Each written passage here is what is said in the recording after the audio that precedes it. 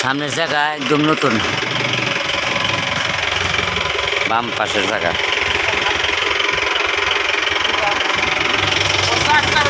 চেসিসটা একদম ফ্রেশ, পিছনের চাক্কায় নতুন।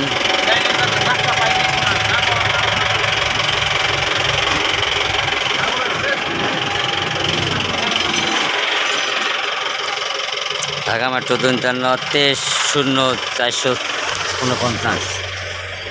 এর ভিতর দেখেন একদম শীত মারা ভিতরে।